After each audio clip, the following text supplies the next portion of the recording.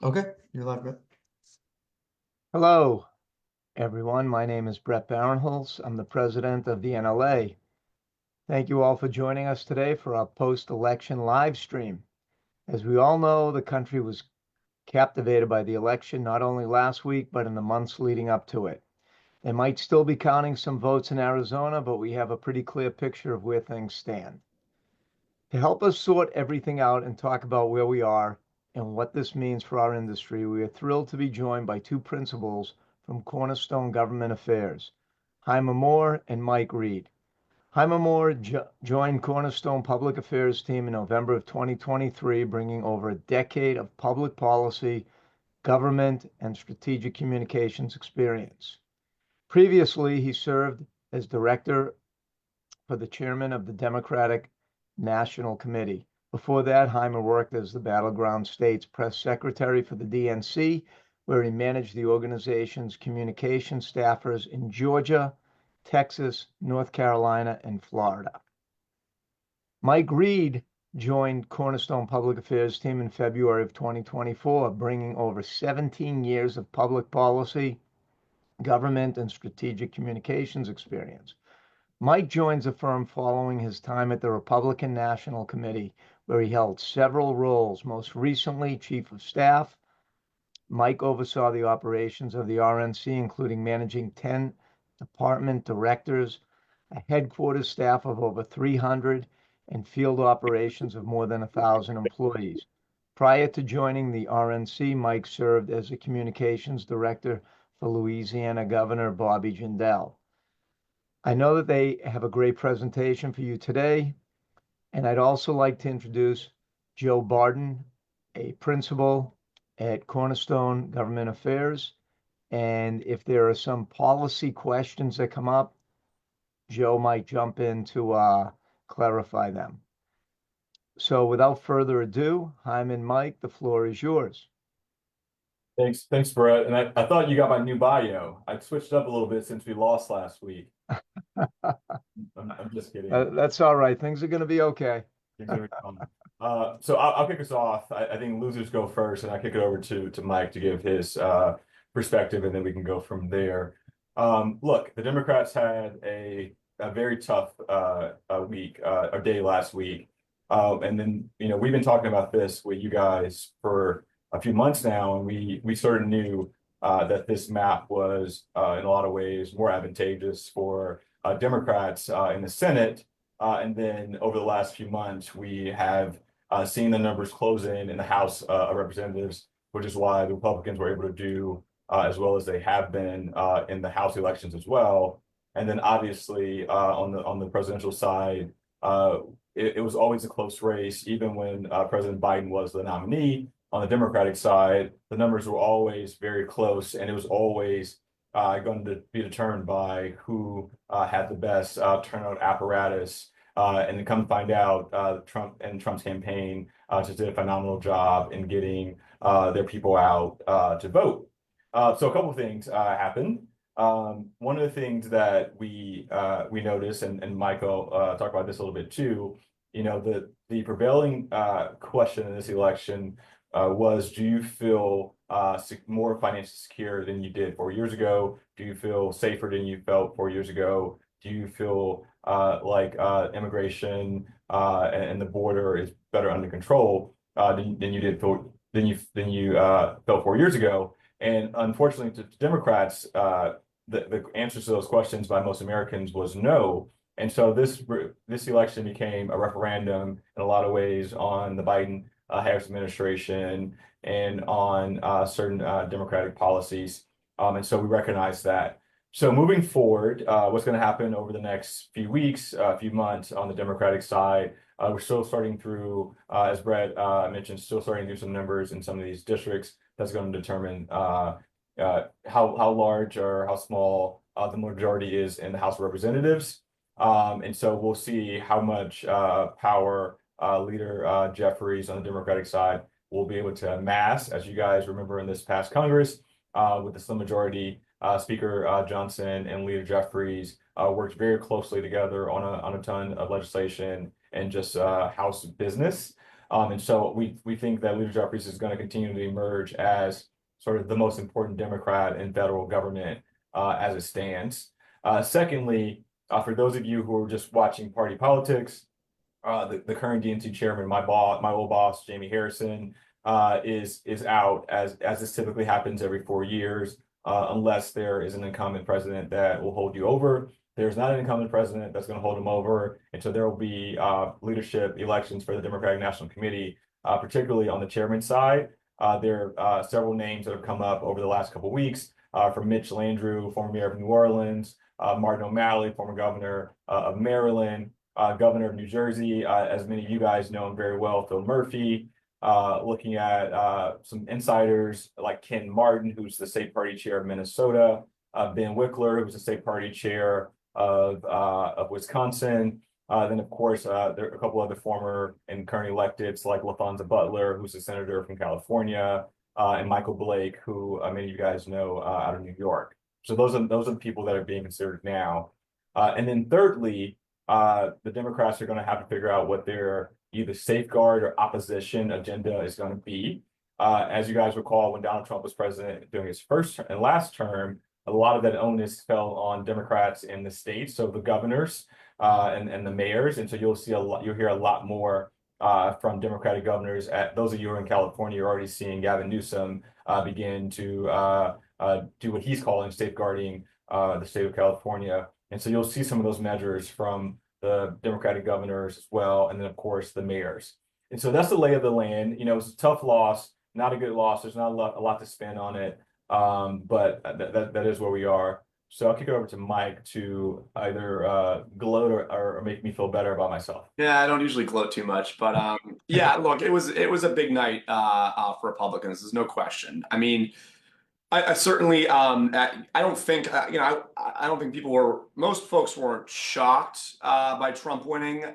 He was leading in most polls going into election night. It was a very small lead, a half a point or a point in most of the battleground states. And it ended up being a little bit bigger. Obviously, he won every battleground state, but he won them all by a slim margin. He won them all by somewhere between half a point or 3 to 4 points type thing. So a slim margin, but this was, I think, an instance where the public polling was really right. And I think that maybe off by, again, undervaluing Trump's value by maybe a point or two, but for as far as public polling goes and the sizes they have missed in the past, I think they were pretty spot on. I think there were folks out there that thought, well, their public polling is going to be the opposite this time, and it's going to overweight Trump's advantage. And actually, independents are going to come out, stronger for Kamala Harris than the polling was showing. There'd be a big gender gap, and women are going to come out even stronger for the vice president than the polling was showing. Those things just didn't happen. And I think to Haima's point, it was kind of staring everyone right in the face, really, especially for the last 6 months of the race, whether it was Biden as the nominee or Harris, it really didn't matter. That right track sort of wrong track question, and there's different ways that it gets asked in polling, but that basic sort of premise that Haima walked through there of, are you better off now than you were 4 years ago? And are you better off now or are you better off under Trump? Trump just did, for rightly or wrongly, did better than Harris did in that question. And that is the key question. It is just extremely difficult for an incumbent administration to win a re-election in that environment. Really for her to win, looking back on it, they would have needed to bring that question much more to even to have any chance of winning. And they just were never able to do that. It may be even impossible to do that. It's just kind of the way that this election went. It didn't move very much. Trump was really, ever since the Biden debate, Trump was ahead pretty much the whole way. And Harris had a little bit of a bump there at the end of August and early September. She had a good debate. But at the end of the day, those points and whatever gaps there were in the last month by either side, none of that really mattered. All that mattered was that core right track, wrong track question premise that people went to the polls on. A little bit about the data on the presidential side. Although those battleground states were very close as expected, the big surprise was not necessarily that he won all those states by, a point or two. It was what he did in some of the urban areas and some of the blue states that was really surprising to me. New Jersey, for example, was a state that President Trump lost in 2020 by, I think it was 16 points. He lost it by like 5 or 6 points a week ago. So just huge shifts.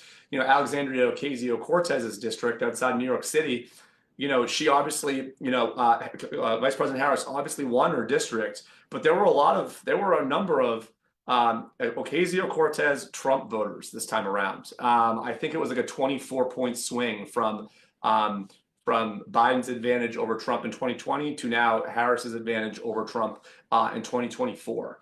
So although, obviously President Trump didn't win any of those blue states, no one expected him to, him allowing to have gains in some of those urban areas, you all are probably aware of the gains he's made amongst slight gains amongst Black men and more significant gains over the last 8 years amongst Latino and Hispanic, particularly Hispanic men. Those all things combined were really what led to victory, and along with him winning the popular vote, which was a little bit of a surprise. There were really very few constituencies that moved from Biden to Harris. I think there were only one was like college-educated women, maybe a slight movement from Biden to Harris in terms of improvement for Harris. Every other constituency demographic moved towards Trump. 90% of the counties in this country moved towards Trump, not from Biden to Harris. There were only 10% of counties that moved in Harris's favor from 2020. So just a really, really difficult environment from Democrats at the top of the ticket. Now, maybe Chaim, I'll touch a little more on some Senate and House stuff before kicking it back to you. A little bit of a different story in the Senate and House. Republicans are going to get to 53 U.S. senators, which is definitely a pleasant surprise for Republicans. I think it was more likely Republicans would be at 51 or 52. I don't think anyone was really predicting that Democrats would hold the majority. So I think 51 or 52 Republican senators was a little bit more likely. So pleasantly surprised we got to 53.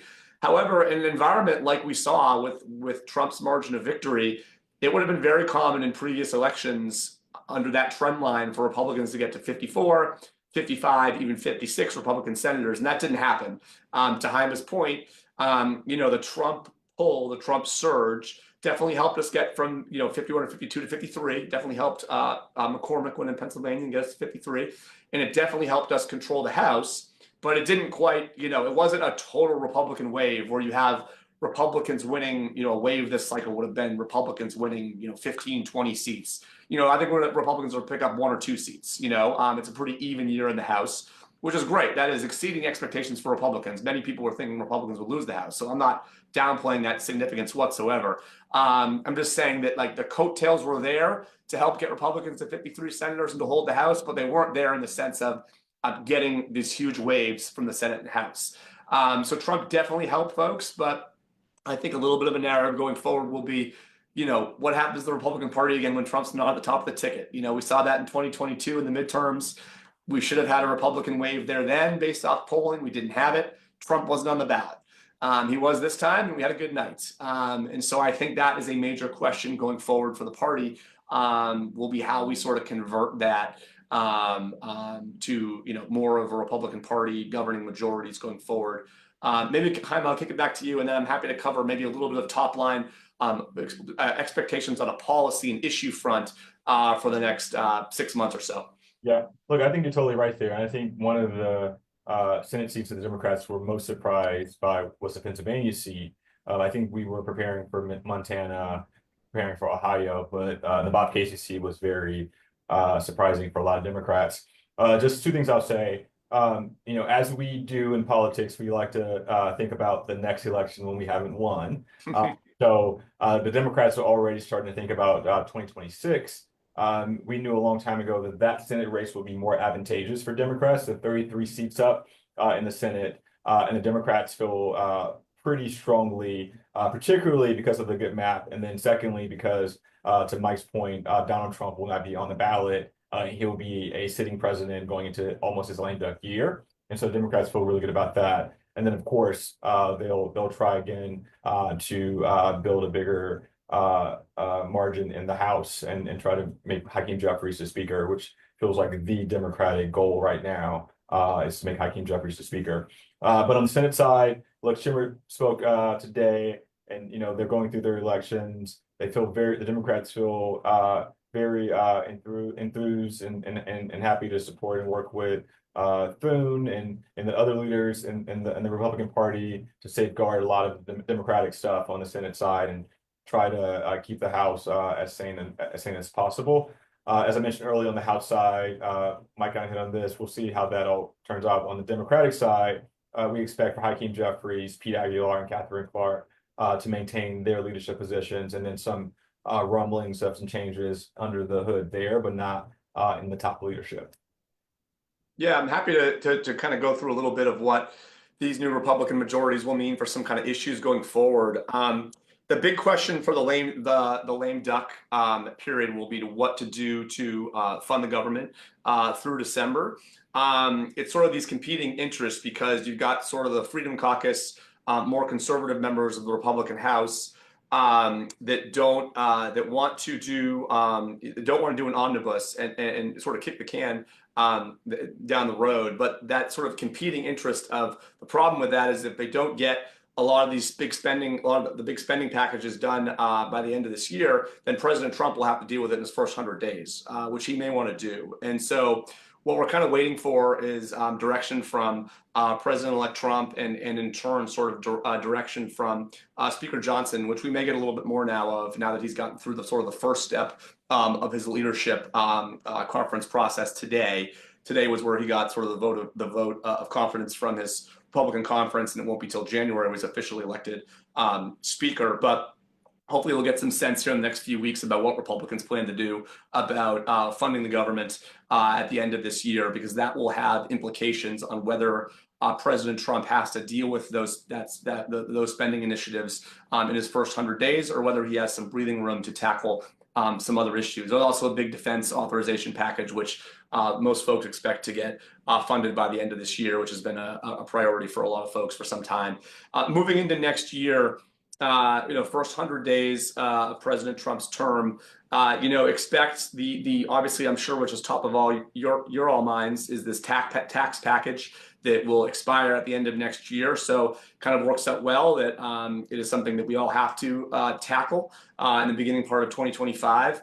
Obviously, President Trump made the no tax on tips a big portion of his campaign promises, talked about, at some instances, lowering the corporate tax rate even lower, providing more support for small businesses, a whole host of issues there that he ran on that he will then try to push forward and reauthorize those. They were his tax cuts from 2017. So it's a big piece of his agenda, his life, that he's going to want to really put his legacy stamp of approval on his legacy item for him to reauthorize those, potentially make them even deeper tax cuts, and have that be a huge piece of his legacy. So that's the first thing, an obvious thing. And sort of the second and third sort of big items I think that they'll want to tackle in the first 100 days are immigration and energy. Immigration, obviously a huge piece of his campaign. I think border security, they're going to want to have a legislative package, both executive orders that make changes to policies that will help issues at the border, and also a legislative package that will provide spending and resources at the border to try and stop the flow of illegal immigrants that are coming across there. So that will be a huge initiative for them in the first 100 days. And then energy and regulation is something that Trump has spoken on a lot, that he wants to be taken up in the first 100 days. So I expect that as well, some kind of energy package that removes some of the regulatory processes that are in place on the oil and gas industry, makes it a little bit easier for them to operate. I think that will be a big piece of the agenda. And then obviously getting all his choices for the cabinet agencies confirmed. I think, with 53 senators, there's some breathing room there. Even if, Susan McCollins or Lisa Murkowski were to vote against the nominee, with 53, you have that one extra, a little bit of buffer to help get some of these folks confirmed. And so I think they're feeling pretty good with that one extra seat in Pennsylvania that they picked up, about getting the bulk of his appointments confirmed. Although you saw one announced over the last 24 hours, I'm sure we'll get some interest for Pete Hegseth to run the Department of Defense. That is already getting a little bit of interest from Democrats questioning his credentials, and even maybe a few Republicans have been quiet on that one. So we'll see how that all plays out. I think the hearings for a few of the folks that are a little bit more unconventional, like that pick, will certainly be very important to make sure they can answer the questions and demonstrate intelligence about the various agencies. So anyways, that's a lot of talking. I'll stop there and kick it to Jaime or Brett or. Well, you know what? I just wanted to chime in for a second. I think what people watching this want to really find out is, when can they expect for that bill to pass that might not have tax on tips and overtime, because that is something that Trump happened to mention right after he was elected, that he's going to try to get that through. The other thing is, I think the Republicans picked new leadership today, is that for the majority.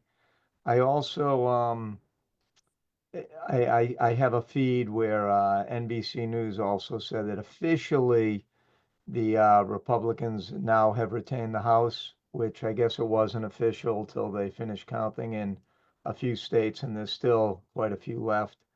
So those are a few things I wanted to, maybe you could just tell us a little bit about the new Republican leadership, Yeah. tax on tips that would affect our industry, and possibly if that bill with the advanced appreciation has a chance of getting back on track, so it goes back to 100%. That's what I think a lot of our listeners want to hear. Sure. Yeah. So and there were a couple sort of personnel changes on the leadership side, but the big one that got a lot of the focus today, which will really drive the agenda, is John Thune becoming Senate Majority Leader. That election was today. It was between him, John Cornyn from Texas, and Rick Scott from Florida. A pretty close race. It's a multi-ballot thing. So Rick Scott, I think he was 2 votes short of John Cornyn on the first ballot. So Rick Scott had to drop off. And then it went to a final vote between head-to-head between John Cornyn and John Thune, and John Thune won. I don't have the vote count pulled up in front of me, but I think he won by about 4 or 5 votes. So a pretty close race. There was a secret ballot, so we won't know exactly who voted for who on the Senate side. I think, Rick Scott certainly had a little bit of a slightly different agenda set coming into it, a little bit of just a different background on him, just coming from the business community. He likes to shake things up. He, says what's on his mind. He hasn't been around quite as long as John Thune and John Cornyn, who are a little bit more of institutionalists, kind of that old Senate guard type individual. But I think there's an expectation that whether Senator Thune or Senator Cornyn had won, despite being sort of a little bit more establishment-y, traditional side of the Republican Party, they're going to have a lot of pressure on them to push through President Trump's agenda. I don't think there was any real danger, if you will, or concern that either of those men would really hold up any part of President Trump's agenda. President Trump won with pretty sizable mandate, and so I think there's that recognition around town that he should kind of get what he wants in terms of cabinet appointments and whatnot. So I think there's not a huge difference between the two men. They've both been around a long time. That Senate election is a little bit kind of like a personality contest. It's just folks that have been friends for a long time, that have known each other for a long time. So there's a lot of different dynamics that go into that. But really all 3 candidates, represented sort of relatively similar vision forward for the Republican Party. So that was that. As far as the tax package goes, I think that the tax package, and I'm sure you all are hoping, and I think President Trump is certainly hoping, that the no tax on tips will be a part of that tax package, will be brought up very quickly. In terms of predicting passage, and Joe, please hop in if you have any more sense, Joe Barton, on timing there. But I think based off the size of it, based off the importance or the danger of those sunsetting at the end of next year, I expect that to be a major point of movement in the first 100 days to clear that from the books. And I certainly expect President Trump to make a strong push to have the no tax on tips be part of it. I think there's still probably a little bit of work needs to be done in terms of, as there's going to be for a lot of portions of the tax cuts, not just the no tax on tips, but finding offsets, pay-fors for some of these will be the challenge. Because remember, Republicans also ran on reducing the debt and the deficit. So those are 2 hard things to do from just an economics and budgeting perspective. And you're trying. That's why they put in Elon Musk and who was the other person? Vivek, the Department of Government Vivek. Efficiency. Yeah. So that's they'll trim those. Yeah, and Joe Barton, if you have any thoughts on the depreciation bill, I'm not sure where that. I think we'll know more in the next few weeks. In terms of timing of whether that can be, whether or when that would be brought up next year. I know it's something that's important to your industry, but a lot of folks are wondering where a lot of this stuff is at, and unfortunately, they've got to get, the cabinet head selected first. And, everyone's kind of in this transitional period, and we really won't know till December and January. I know President Trump's team's working on a lot of executive orders right now, and we're really not going to know until probably late December or January in terms of, which ones will go first and which may take a little bit of time. Just one other thing I want to throw in. They always mention tips, and then a lot of times they add overtime. Mhm. So is this because a lot of our chauffeurs might work, more than 40 hours a week, so they have overtime that if that wasn't taxed, that would be another great thing. So it's is overtime also part of that? Joe, I don't know if you had thoughts on that one. Yeah, but I think a lot of it's going to be determined in the next couple of months. So no is the short answer right off the bat, in terms of what could come together here in the first 100 days of a Republican Congress, which begins in January. We have a little time.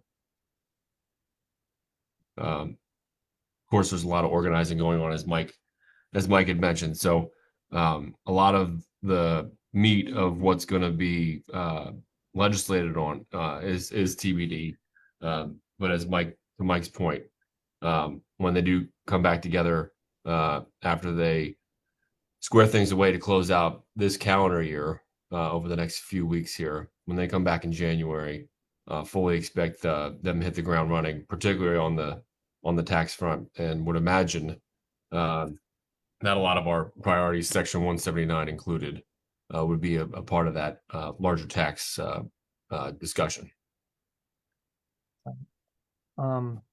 I just had one other question. I know you said, Mike, that the polls were pretty accurate because they give them like a 3 to 5%. Is it a 3 to 4% plus minus ratio? But a couple days before the election, there was a poll from Iowa that came in and it was like Harris is leading by 3, and I think the end result, and they said it's with a very good polling company, and I watch all the news networks, and then I think Trump won Iowa by 14%, so it was like a 6. I mean, how does that stuff happen?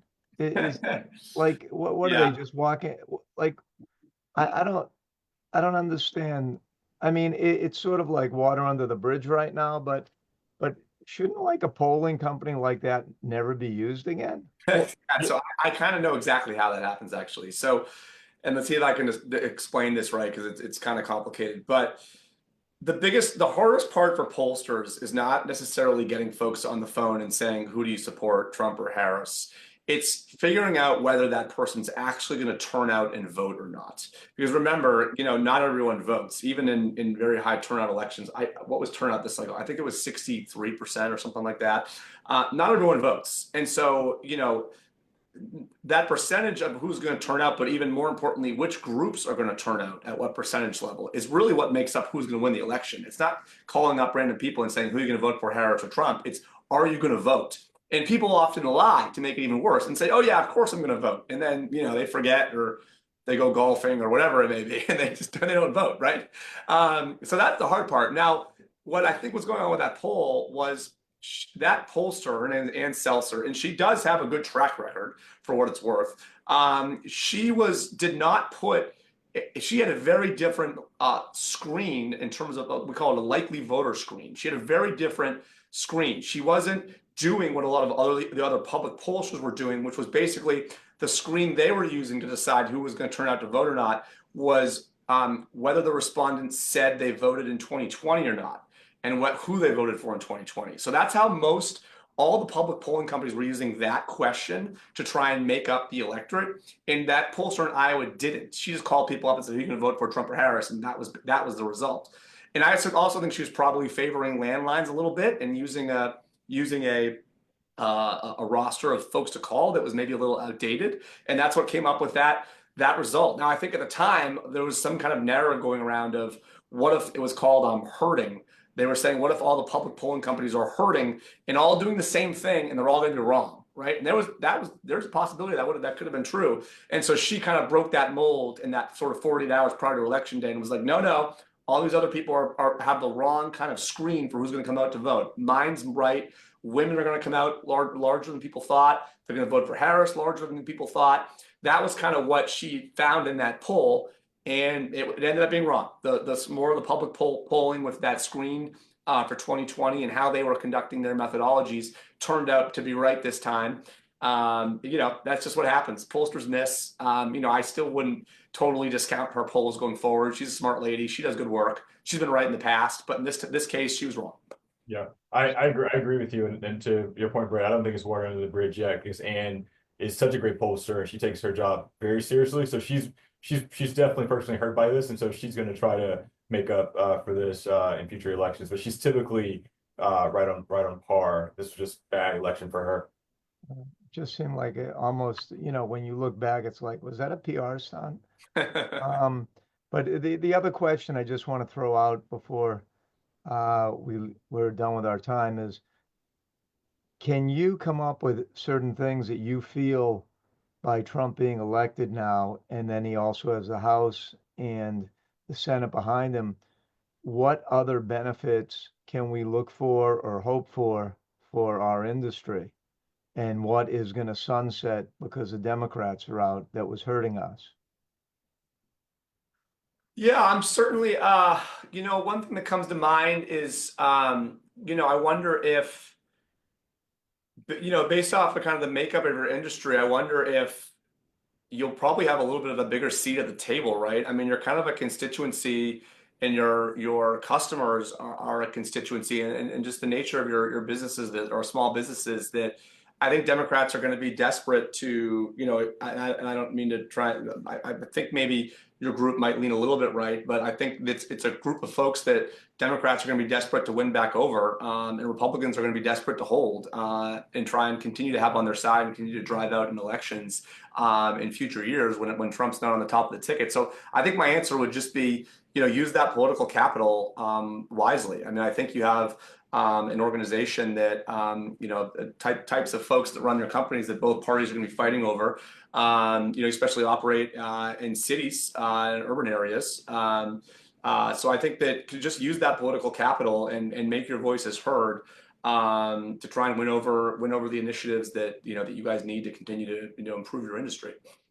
What's the statistic that like 63% of the people in the country work for quote unquote small business, which is under 500 employees, which makes up almost our entire industry. Yep. So, or the majority of it. So it was always curious to us why we were getting somewhat ignored when, we were such a big part of the infrastructure and how the country operates and works. Yep. And you're already seeing Democrats, Bernie Sanders and others saying, we've lost, the party's not speaking correctly to, people that work hard for a living, working class folks and people that run their own small businesses and have to, balance their budgets and balance their books. And that's a constituency that's been slipping away from Democrats, at least in the Trump years. So yeah, you want to use that political capital, especially at the local level. Democrats, maybe I don't want to speak for Jaime, but maybe they'll listen a little more. Well, go ahead. Well, No, go ahead. I was going to say, look, I think you're going to hear a lot of things talked about over the next couple of months. I still don't believe the vast majority of Democrats believe that the policy proposals were wrong. I think the messaging and how we communicated over the last 15 years is something that we're trying to figure out.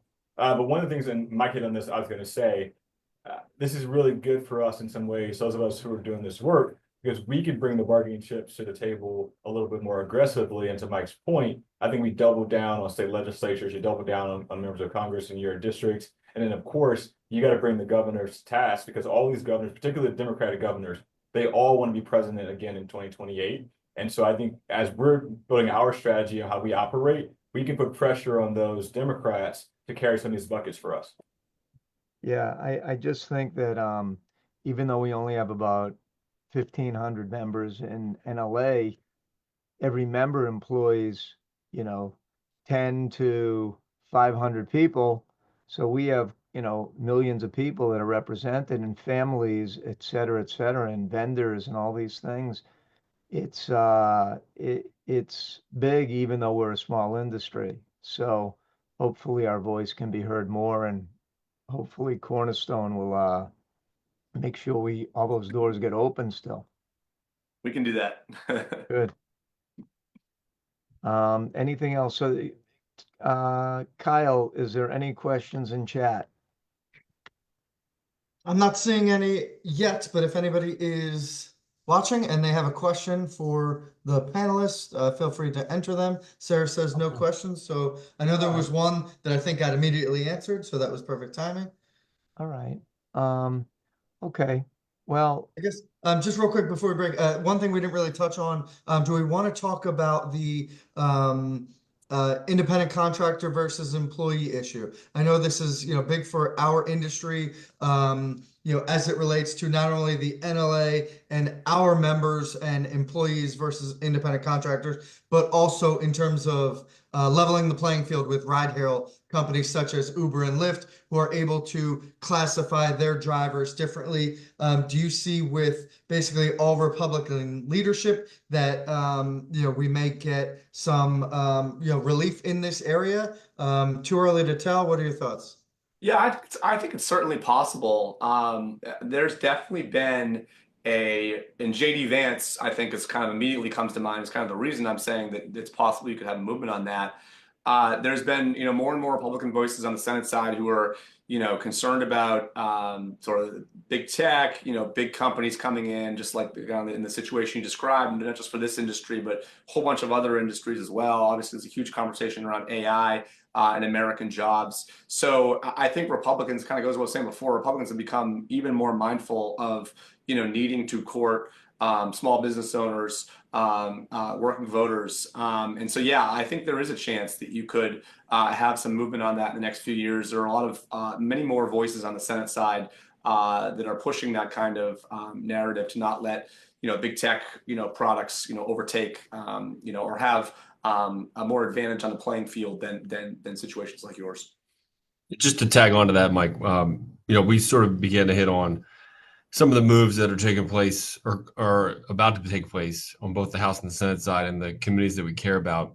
On this particular issue, the House Education Workforce Committee, there's a race going on there, which is not going to be determined for the next few weeks between Tim Walberg and Burgess Owens of Utah to see who could chair that particular committee. They have oversight over DOL.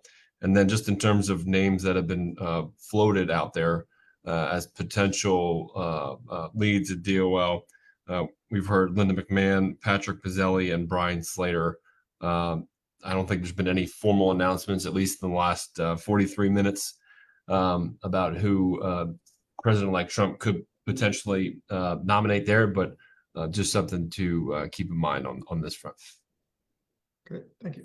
all right. Well, I guess that wraps this up. So I would like to just thank you so much, Jaime, Mike, and Joe, for joining us today and sharing a little behind the scenes of what the election means for the country and our industry. Thanks, everyone, for joining us, and be sure to keep checking your inboxes and social media for our next live stream event. Have a great day. Thanks, Brett. Talk to you all soon. Thanks, guys.